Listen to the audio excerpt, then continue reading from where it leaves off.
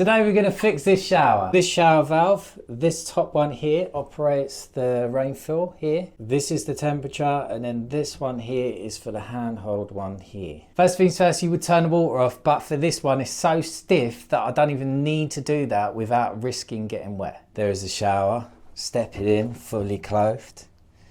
Ready? See how hard I'm pushing on that? It's just not budging. See, that was getting stiffer and stiffer over time. Now it can get like that because of limescale, but in this property we do have a water softener, so it shouldn't be the limescale. But something's definitely locking it up, and we'll find out what that is in a minute. We'll turn the water off. Which way is it? That way. And cold. This is a Vado shower valve. You might be watching this because you do have a Vado, or you might have a different one.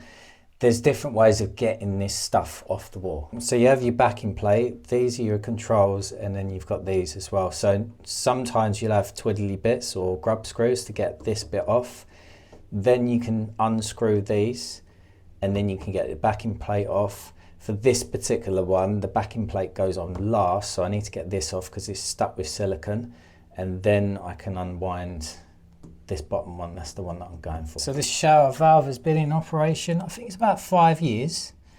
And I did have this plate off about 2 or 3 years ago because they wanted to adjust the temperature in here. So hopefully I haven't stuck this on like too badly, and I can get it off. Super solver from X Pro. I got this free, so it's not a paid promotion. It's product placement. Well, that helps. Oh, we are there.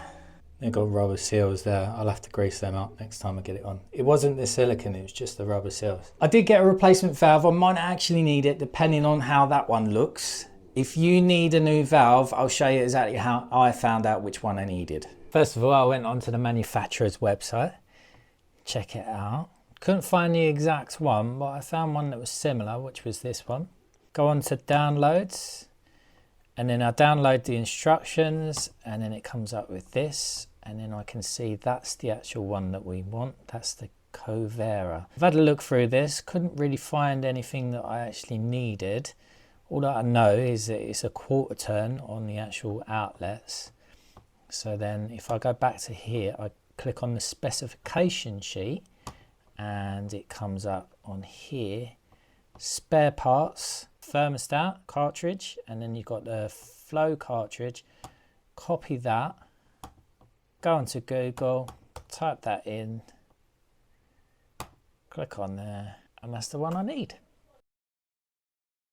I'm just going to double check that that's turned all the water off for here. Yeah, it's fine. So I can wipe that off now. Now for this particular one, it shows you on the Vado videos how to do the thermostatic valve and remove that. It doesn't show you how to do this one. So I'm going to get an adjustable spanner like this.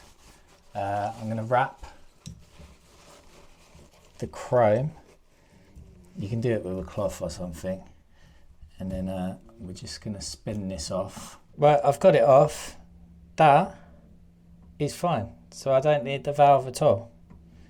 It's this is the problem. That is stiff. So I need to take this apart now. Well, that was unexpected. So right, in here, there's that I need to undo, and you've got two like slots, one either side. I don't know if you can even see that. I tried to use this at first, I just found it in my toolbox. It just about fit, but it was too tight. So what I done was I got this, I held that, and then I got a screwdriver, and then I put it on the slot there, and then I was just hitting it until it started to come undone. So now I should be able to just unscrew that, and then I can take this out as well. Okay, so that is just built up with soap, limescale and shit.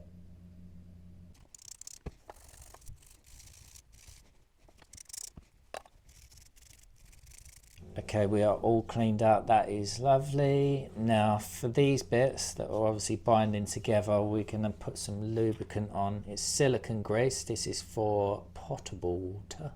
You normally use the silicone grease on like the O-rings and stuff from this bit.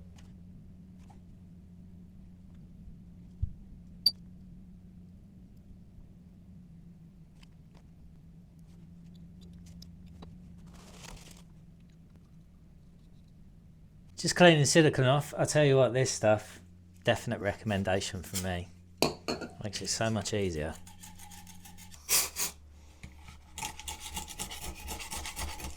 Time to reassemble, Stephanie. I've put some silicone grease on the back of that.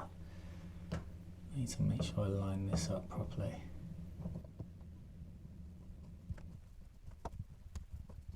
Just pop some on here. Go on there.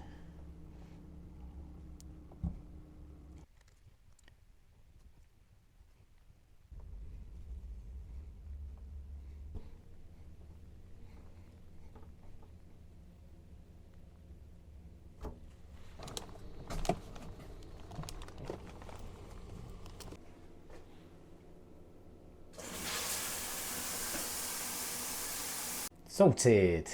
Didn't need this after all.